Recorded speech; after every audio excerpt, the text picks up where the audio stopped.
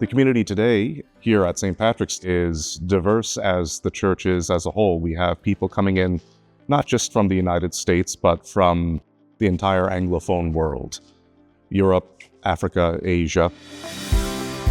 The mission of the church is to reach out to Americans and other English speakers who come to Rome to know that there's a place where it can be a home for them, where they can celebrate the Eucharist in English. The people that I meet out on the streets every day, this is Rome. This is one of the more diverse cities that you could find on God's green earth. It makes for a wonderful place where you see an incredible breadth of Catholic experience, especially considering the depth of tradition here.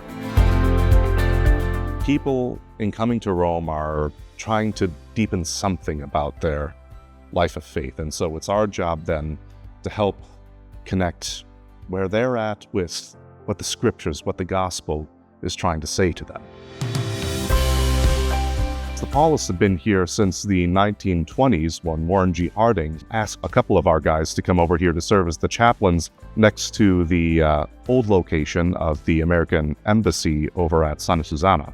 And then in 2017, after our departure from Santa Susana, the Vatican Secretary of State offered us the chance to be able to take up our ministry here in this wonderful space.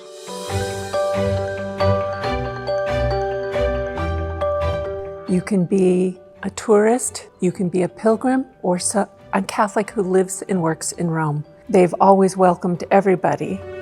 They know that we are foreigners. They were always very worried about us. They were always asking us, okay, how do you feel? Is there anything that we can do for you?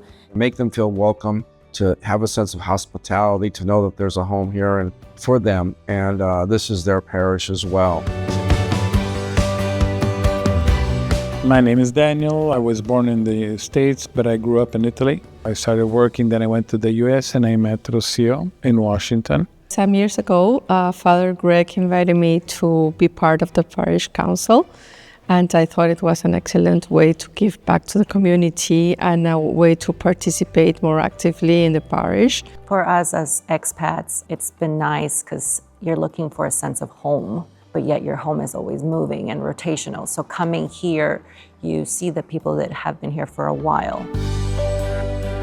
The music is also incredible. So if you are somebody who's drawn to Mass for not just the word, but also because of the music, there's great singers and pianists who play that we found. Our Mass schedule on weekend is Saturday night at 6, which is very popular, as well as Sunday morning at 9 a.m. and 10:30 a.m., which is our big Mass, and we always have a reception afterwards. Maybe share your stories a little bit, talk with the priests after Mass.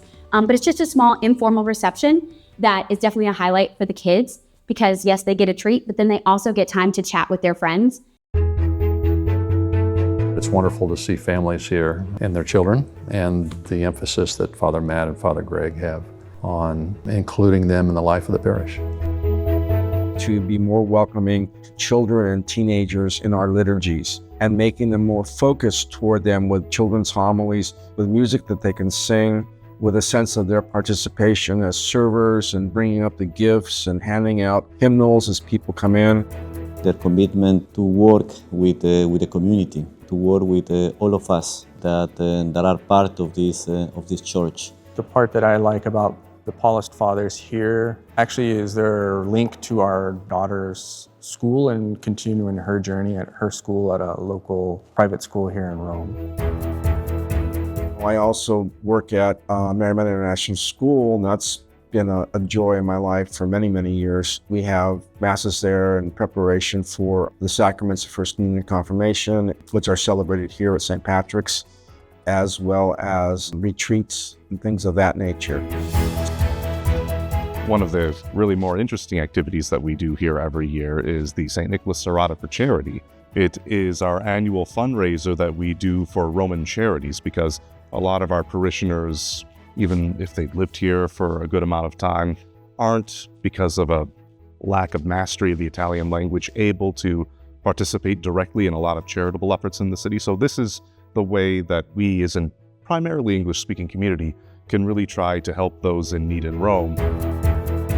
We are just down the street from the U.S. Embassy and the famous Via Veneto, where movie stars used to come in the 60s and 70s. And we're not that far from the center of the city, Centro, where all the more famous things to see are, like Trevi Fountain and the Pantheon and Piazza Navona and Spanish Steps. Also to be part of our spiritual walking tour program. I've been doing that for quite a while. Father Matt does it sometimes. We take people around to different churches here in Rome. We gave our time for the development of the little book that it's called What Romans Do. I think it's done every number of years, and that it's given to pilgrims coming to visit the church and give information about Rome, things to do in Rome, churches, places to visit.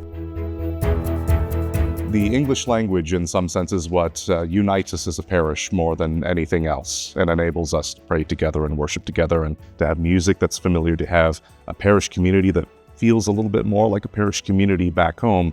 And that's what we hope to provide here at St. Patrick's.